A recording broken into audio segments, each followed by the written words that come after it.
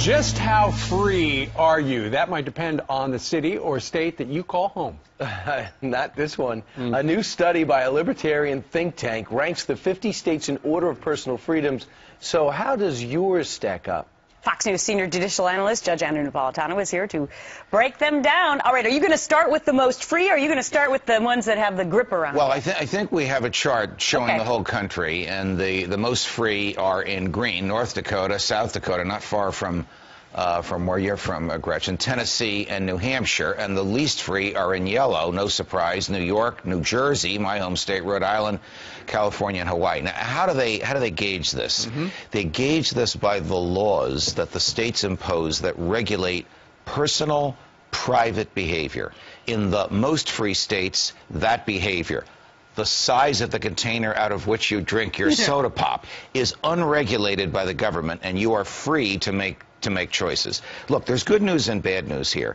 The bad news is that there are states like New York City, where the government thinks it can regulate private behavior. The good news is, as Ronald Reagan used to say, you can still vote with your feet. Sure. If you think the taxes are too high in New Jersey, you can move to Pennsylvania. If you think the regulation is too much in Massachusetts, you can move to New Hampshire. And one of the components of whether or not your state is free, one of them is taxes. And here in New York, it's terrible, and in California, it's even worse. And where you and I live, the real estate taxes are notoriously the highest in the union. The income tax is the highest in the state income tax is the highest in the union because we have the fewest deductions. I'm not critical of Governor Christie. These things were in place long before he came into office. But Judge, if everybody craves freedom, especially libertarians, why aren't people running to North Dakota? Why aren't they fleeing to South Dakota?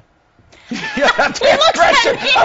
looking at Gretchen. It's something called winter, Brian. W-I-N-T-E-R. I love you, North and South Dakota. I'll throw Minnesota in the mix as well. Because we got so many people here? The people who did this study are good friends of mine. They're at a think tank called the Mercatus Institute at George Mason University.